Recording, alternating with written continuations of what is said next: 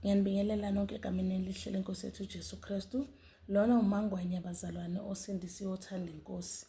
Namhlanje sizoqhubeka esihlokweni sethu esithi impilo enaphakade. Ngayo futhi uJohn 17 siqhubeke siye ku verse 8. Yeah, I think sizoqala ku verse 8. Yes. And then ngicela ukuthi siqale ngomkhuleko, sikhulekeni eqala bazalwane.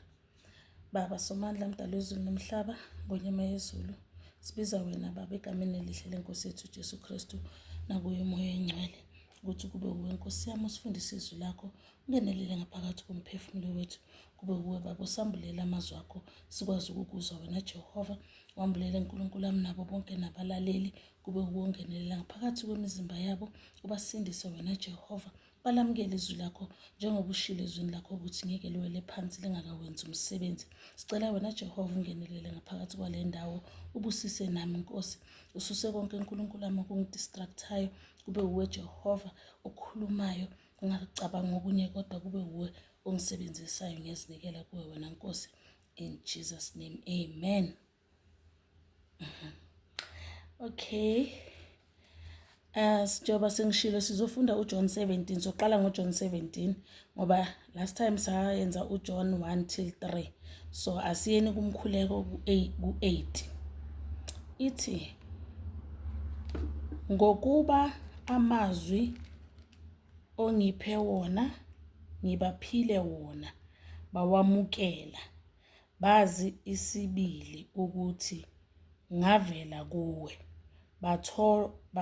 bakholwa ukuthi wangithuma wena ngiyabakhulekela bona angikhulekeli izwe kepha labo ongiphe bona ngokuba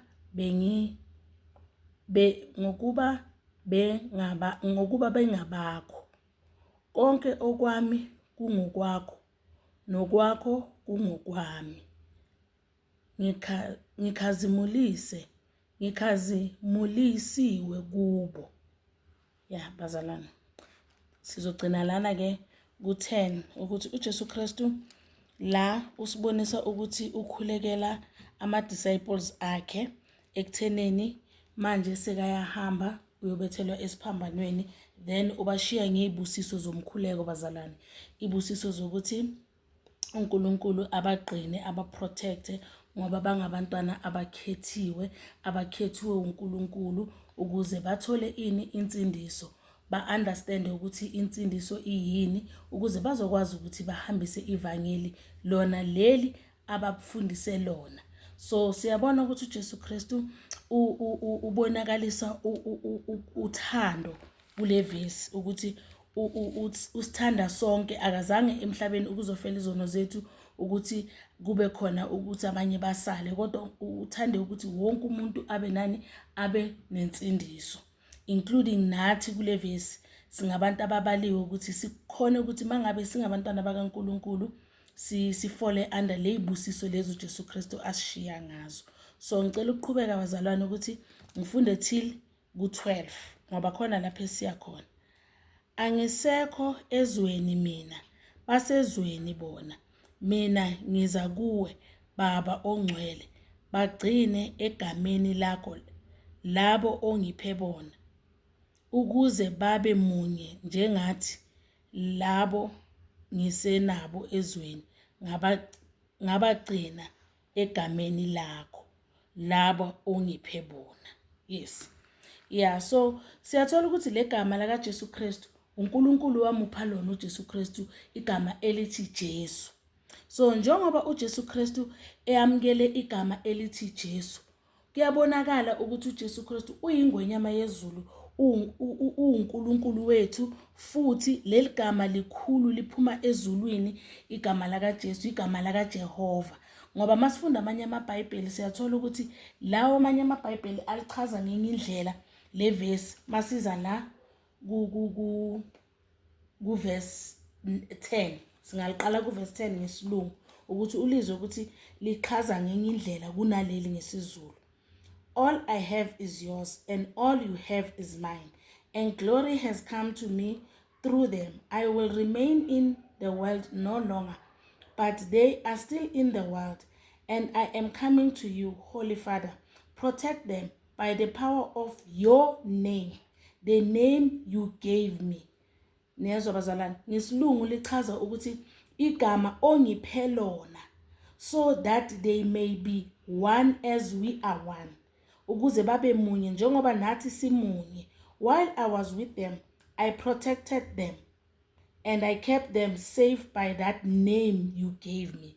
While I was with them, I protected them by the name that you gave me. Angithi siyazi ukuthi uJesu Kristu igama aphiwa lona waphiwa ingelosi uma izotshela uMaria kuMatthew 1 ukuthi igama ekumele athiwe lona igama elithi Jesu. So uthi waba protector ngalo leli gama elithi Jesu, leli abapha lo aphiwa uNkulunkulu lona. So igama lakaNkulunkulu alipha uJesu Kristu igama elithi Jesu. So igama laka Jehova igama elithi Jesu bazalwane. So namhlanje sizogqila kakhulukazi ku part 3 ekutheneni uJesu Kristu akazange aphelele ukuthi abonakaliswe emibhalweni njengolizwi laka Jehova, kodwa wabonakaliswa futhi emibhalweni ukuthi ungubaba. Ku-Trinity sikhulumile ngomoya ingcwele, sakhuluma ngoSon, of which Son is Jesus Christ. So manje sizokhuluma ngoSon as the Father. So ukuze sizobona ukuthi uJesu Kristu makathi mina noBaba simunye, njengoba esho ukuthi konke okwami kungokwakho, okungokwakho kungokwami, kusho ukuthi uJesu Kristu noNkulunkulu bamunye. So sizoya ku Isaiah qala sibone ukuthi uJesu Kristu makuprofethwa ngaye kwathiwa igama azophiwa lona uzoba ubani bazalwane. Okay, Isaiah 9 verse 6. Ngokuba sizalelwa umntwana, siphiwa indodana, umbuso uyakuba semahlombe akhe, negama lakhe liyakuthiwa umluleki omangalisayo, uNkulunkulu onamandla, uyise ongunaphakade, inkosi yokuthula. Leli ke bazalwane yilo igama aphiwa lona, yiwo amagama aphiwa wona kusiprofeti saka Isaiah uJesu Kristu angakefiki emhlabeni. Kusazoba khona ukuthi sizoba noJesu Kristu kwaprofethayo ngayo ukuthi amagama njengoba athi igama owangipha lona, amagama abonakaliswayo obukhulu bobuNkulunkulu bakaJesu Kristu ukuthi uzoba ubani.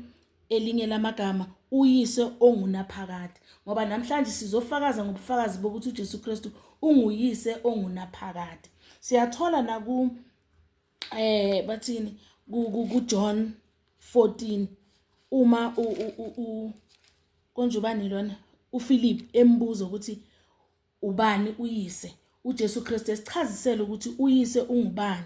So namhlanje sizokhuluma ngoJesu Kristu enguFather, yena etestifya ngamavesi ukuthi yena ungubaba. So sizofunda amavesi ngoba sishilo namhlanje bazalwane ukuthi asifuni ukuthi sithi umuntu uthe, sifuna ukuthi imibhalo yena izikhulumele ukuthi uJesu Kristu njengoba wayela emhlabeni mayefakaza ngaye wayefakaza ethini. So nawo umbhalo ke ukubani John 14 verse 8. uPhilip uyabuza uthi uPhilip wathi kuye, Nkosi, sikhombise uyihlo. Kusanele. uJesu wathi kuye, isikhathi esingaka nginawe awukakangazi Philip na? Ongibonile mina ubonile uBaba. Usho kanjani ukuthi sikhombise uyihlo na? Yawuzwa lo mbhalo bazalwane, uyafakaza uJesu Kristu ngaye ukuthi ongibonile mina umbonile uBaba. Uyamtshela uPhilip ukuthi isikhathi esingaka unami awukakangazi na? Uyakuvuma lokho ukuthi ungubaba uJesu Kristu, ukuthi lo mbuzo kaPhilip unamandla ngoba ufuna ukwazi uBaba, ngoba uJesu Kristu njalo nje uma ekhuleka uthi uBaba ongithumileyo. So namhlanje bafuna ukumazi lo Baba omthumileyo ukuthi ubani lo Baba othume uJesu Kristu, ukuphi lo Baba othume uJesu Kristu. Uyaphendula uBaba othume uJesu Kristu uthi nginani la. Asilifundeni futhi bazalwane. Nkosi, sikhombise uyihlo. Kusanele. uJesu wathi kuye, isikhathi esingaka nginani awukaka ngazi. Philip, na ongibonile mina ubonile ubaba. Usho kanjani ukuthi sikhombise uyihlo na? Awukakholwa ukuthi ngikubaba nobaba ukimi? Awukakholwa namhlanje? Masikholweni bazalwane, because ngempela kuyafuneka ukuthi uma sizongena entsindisweni sikhuleka kuJehova, masilibiza legama elithi baba, lithi aba, silibize sazi ukuthi sibiza bani. Ngoba uma ungamazi wakho ubaba ukuthi ubani, uzodideka ukuthi ukhuleka komuphi ubaba. So namhlanje sichazisela ukuthi ubaba yena lo Jesu Kristu wethu owasifela esiphambaneni, yena ulizwi owayekhona ekuqaleni, usewubaba manje. Ngoba manje usesihlalweni esikhulu le ezulwini ukuthi intercede for thina in our behalf, ngoba akekho ongafika kubaba ngaphandle koJesu Kristu. Silibonile neligama ukuthi igama lakhe likhulu kangakanani kuwo wonke amagama, igama elivula wonke umnyango. So namhlanje bazalwane sishumayela ngevangeli lokuthi siqhubekise iTrinity ngokuthi si-understand ngendlela yemibhalo.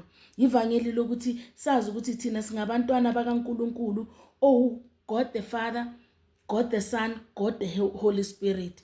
Yebo, God the Holy Spirit, singamkhohlwa nomoya oyingcwele as ubaba. So sithi mase siyivala bazalwane siyiphetha ngayo umoya oyingcwele kuMatthew 1 verse 18 ukuthi uJesu Kristu kwathiwani mayekhulelwa uMaria. Sizofunda ke uMatthew 1 verse 18. Ukuzalwa kukaJesu Kristu kwaba nje, unina uMaria esemiselwe uJosefa bengakahlangani, wafunyanwa ekhulelwe ngomoya ongcwele. Wafumanwa ekhulelwe uMaria ngomoya ongcwele. Azange kube nokuhlangana kubaba nomama ekutheneni kube khona inkosi yethu Jesu Kristu. uMaria wehla uJehova wase ungena esiswini sakaMaria ukuze athole ini uJesu Kristu. uJesu Kristu kwaba ukuthi uba umoya uyingcwele. So uJesu Kristu umoya oyingcwele, uJesu Kristu ungubaba. So siyazi ukuthi iTrinity ikhuluma ngokuthi God the Father, God the Son, God the Holy Spirit. So siyazi ukuthi as the Son wehla ezofela izono zethu, engubaba waba ubaba ekudaleni konke kwezulu nomhlaba, engumoya oyingcwele wakhuluma konke ukuthi kwenzeke ukuze thina sibe nani nokusindiswa bazalwane. Ngiyabonga ukuthi namhlanje siphethe kamnandi kangaka, siphethe ngontshumayelo yokuthi uJesu Kristu uthi yena nobaba bamunye. Ngicela ivesi lokugcina bazalwane eliku John, I think is John 10 verse 8 if not mistaken. Nalo leli ngiyalithanda bazalwane. John 10 verse 8, I think eliku 27.